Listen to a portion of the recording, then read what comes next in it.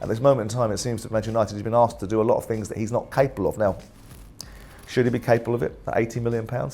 He didn't put the price tag on it, but I'm sure he has a grandiose opinion of himself and what he's capable of.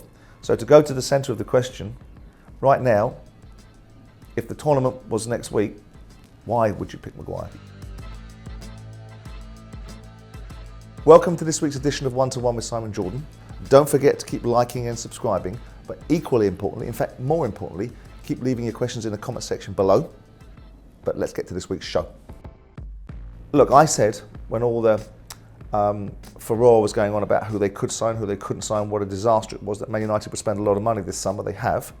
It remains to be seen what that money turns into for them. Ten Hag has grown into his suits. Has certainly got 3 or 4 results on the bounce that are, noteworthy. And United seem to be gaining a little bit of momentum. I don't think that you can suggest that 4 games after an absolute rock bottom, and I said at the beginning when they lost to Brentford, maybe you have to hit the bottom before you can bounce, and maybe they did. Maybe the sheer unadulterated, nauseating performance those players put out against Brentford concentrated a few people's minds, and maybe the manager made some bigger decisions around certain personalities inside the playing squad to get a better result. But the fans are not going to accept the Glazers. The argument is, from people like me, if you were winning things, the noise would be less. They would say, it's always been there. It's been there since 2006. You don't get it. We're green and gold. We get it. We don't want the Glazers there. They're not good for this football club. And that's great. But if you think Jim Radcliffe's going to come riding in and simply be a philanthropic person, or whoever else you anticipate is going to take over from the Glazers, then you're sadly misguided. United are winning games, so there's a slight dampening of the media's appetite to hear the noise from the Glazers out gang, and they've spent a lot of money. It will rise again and become louder about the stadium, about the training ground, and if these are cases that Glazers have to answer, then they should answer them. They should have the best training ground in class. They should have an infrastructure that is reflective of my view that Man United are the biggest football club in the world. So I would prefer that if the worst they do is Glazers out chance from the stands, then okay, it goes with the territory, the Glazers will live with it until someone comes along, I suspect, and writes them a cheque for £7 billion, which is probably now, ridiculously, when Man United feel, and the people that possibly could sell Manchester United feel they are. Currently, it's all going wrong because Leicester are all over the place at this moment in time. And 15 months ago, they weren't all over the place, and the world has changed and circumstances have altered, and Brendan's got to get himself together. Now what you see is the cut of a man's jib. Now what you see, what a football manager is really all about, because when you inherit a decent side, and you've got decent players, and you make decent decisions, and you win FA Cups, everybody will tell you how wonderful you are. And you probably aren't as wonderful at that moment in time as people have told you. And when you're losing games, and you're finding yourself in a slightly difficult position, people will tell you how bad you are. And you're probably not as bad as that either. He's got to get himself together. He's got to accept the fact that perhaps the Leicester City that he signed as a manager for, with a competitive outlook from the ownership model through to the playing squad, has slightly evolved, and he's got to get to grips with that. He hasn't been helped by the sort of conduct of players like Fofana, who've made it about themselves, and people can understand that, but notwithstanding that, he signed a 5-year contract and was looked after by the club when he injured himself for a year. So Brendan Rodgers, for me, is walking a tightrope. I don't think some of the stuff that's come out of his mouth is the same as has come out of other people's mouths that got them the sack, i.e. Scott Parker, who would have known what the situation at Bournemouth was. And perhaps the situation has changed slightly for Brendan. But he's got to do better. He can't be the eternal diplomat. He can't also try and manage every situation with diplomacy. Sometimes you have to call things for what they are, and sometimes you have to be blunt. But I don't think some of the language that he's used has been directly confrontational or calling out the ownership model. But Leicester are in a funk, and they've got to break that. Southgate has a propensity to contradict himself about picking players on form, factoring in their legacy. But seems to be the overriding coefficient is legacy. So I wouldn't put it past Southgate to include Mark Maguire in the squad. In fact, I think it's probably copper bottom that he will. For Maguire as a player to be of use to England, he has to be match fit. and ready to play and competitively motivated. Now, he'll be competitive and desire to prove himself, but he won't be sharp. You can't be sharp in training, you can only be sharp by playing against top-class opposition in a competitive setting. So, United have gone on a run of 4 games. They've been okay, they've not been brilliant. People start tooting their horn about how brilliant Man United have been. They've turned a corner. This is swallows and summer. We'll see if that continues. And we'll see if Maguire fights back and does something better than he's been doing previously. And also if he's been given some support and help to make sure that when he's playing with players, they complement what he does, because clearly there's certain things he can do and there are things he can't do. At this moment in time, it seems that Man United has been asked to do a lot of things that he's not capable of. Now, should he be capable of it at £80 million? He didn't put the price tag on it, but I'm sure he has a grandiose opinion of himself and what he's capable of. So to go to the centre of the question, right now, if the tournament was next week, why would you pick Maguire? You'd only pick him on a legacy.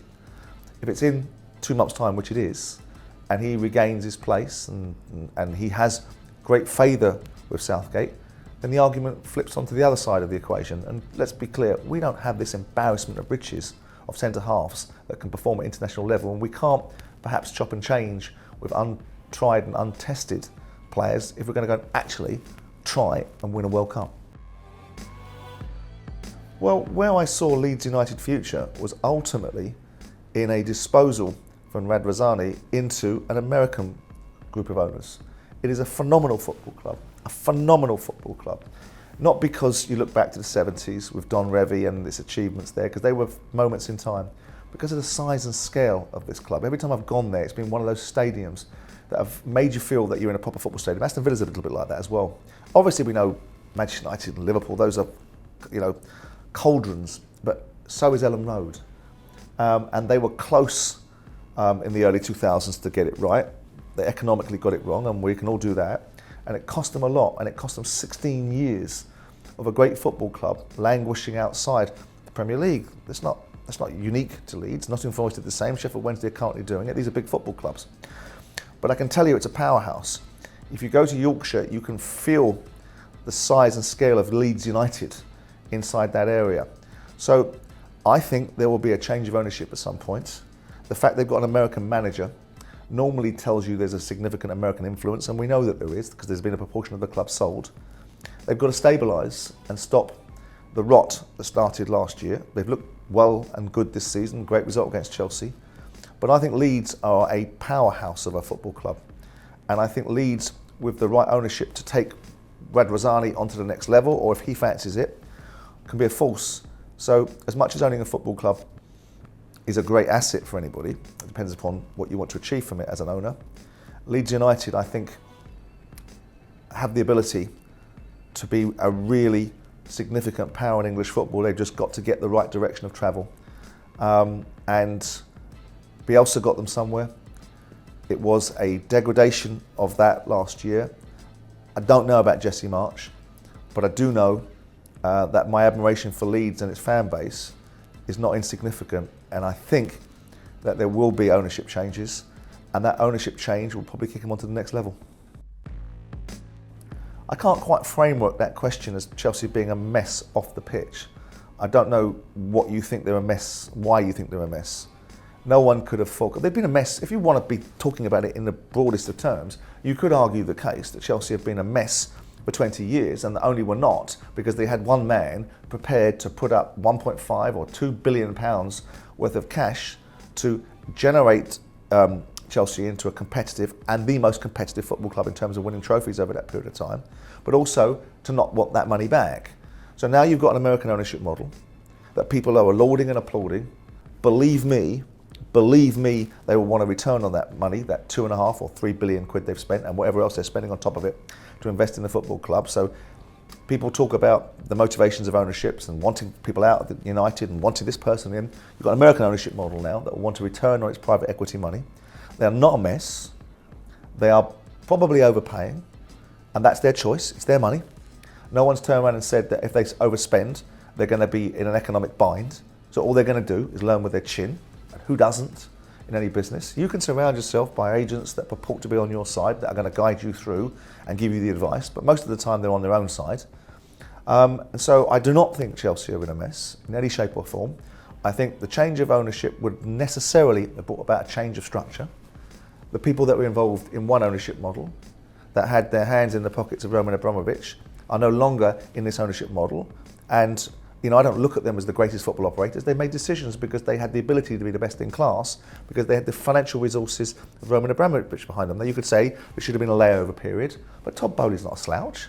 Todd Bowley knows his way around commerce. He knows his way around different industries, and he knows his way around sports because he owns a sports club. He may not know his way around every nuance of English football, but so what? And if he wants to spend more money than he should do, well, he'll learn that quickly. On the pitch, I'm beginning to become slightly underwhelmed by Thomas Tuchel. I don't want to be a typical person that operates in the media that goes from feast to famine. But I think Tuchel needs to get himself together. He looks like an agitated little, pepperami man, jumping up and down and getting himself into conflicts that he doesn't need to be involved in. That's probably because he's frustrated with the performance of his team, which is his responsibility. So I don't think they're a mess, and I also don't think they're boring. I just don't think they've gelled. They're a bit clunky. They're not smooth. When you compare Chelsea to Man City, it's like comparing silk to cloth. But that's for Tuchel to blend them into. And I don't think they're boring. I just don't think they're a very cohesive side. They've got very good players in there. They clearly need a centre forward. They haven't got one. They made a mess of the Lukaku situation, or Lukaku made a mess of it for himself, and Chelsea compounded it, or had no real choice but to compound it. So I don't know if that answers your question, but it doesn't take me into the territory of saying mess off the pitch and overly boring on it. I think Chelsea will be just fine, and the competitivity of Tottenham will help them get together because they're not going to let Tottenham come and steal a march on them. Right, that's it for this week's edition of One to One with Simon Jordan. Let me know your views on Man United fans, Harry Maguire, Chelsea, and the future Brendan Rodgers. Keep liking and subscribing, and of course, keep leaving those brilliant questions in the comment section below, and I'll look forward to seeing you next week.